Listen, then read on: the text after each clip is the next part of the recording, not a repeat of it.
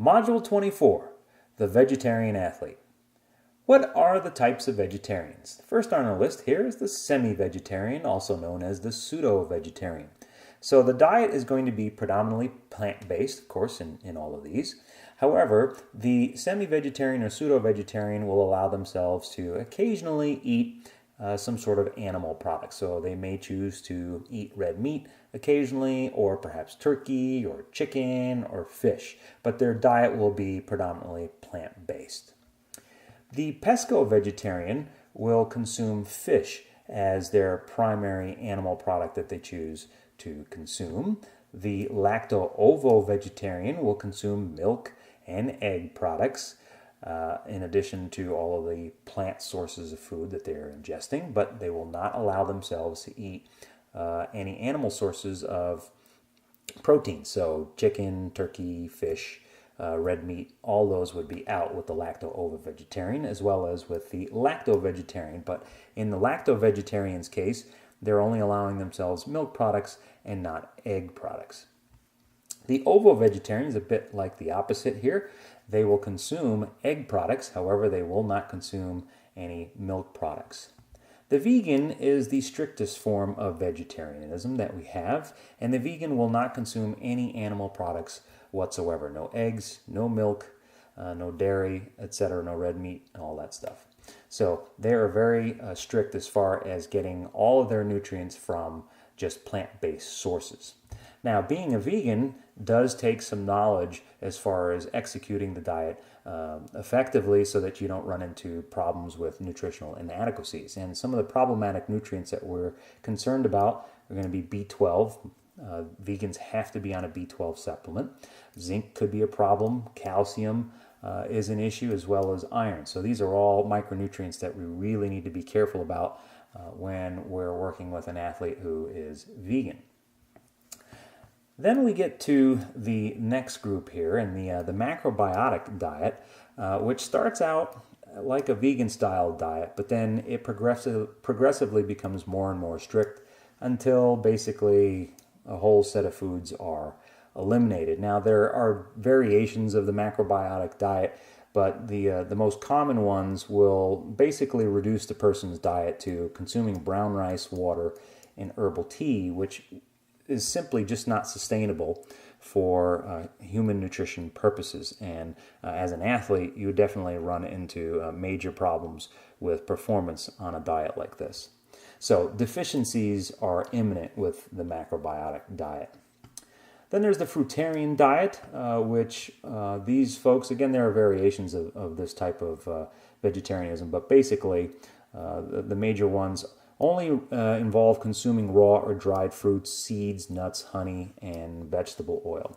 Again, it's such a restrictive diet that deficiencies are going to be imminent unless the diet is being supplemented with nutrients.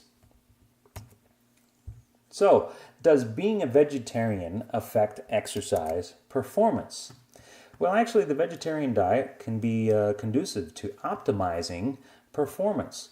Because it is plant-based, there's going to be a higher carbohydrate consumption compared with omnivores. So it's actually very conducive for exercise and sport.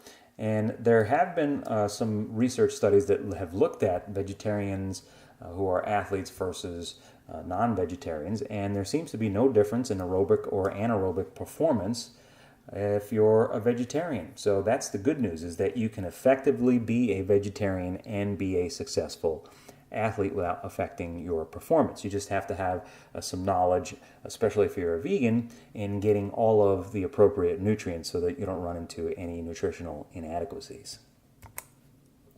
What are the dietary recommendations for vegetarians? Well, as far as energy requirements, there isn't going to be any difference as far as total kilocalories are concerned compared with a non-vegetarian. However, we do want to be a little bit more cautious with nutrient density, as well as be mindful of really high fiber intakes. We know that about 60 grams or greater of fiber intake per day can actually lead to intestinal blockages, as well as lead to nutritional inadequacies, because nutrients are not being absorbed with a high fiber intake. So about 60 grams or greater is where you'd start to see some of those problems. So we do want to be careful with the high fiber intake and of course focus in on nutrient density. As far as protein is concerned, quality is going to be of great significance or importance here. Vegetarians typically need about 10% more protein. So the RDA value, if you recall, is 0.8 grams per kilogram per day. So if you add 10% to that, that ends up being 0.9 grams per kilogram per day for the general population.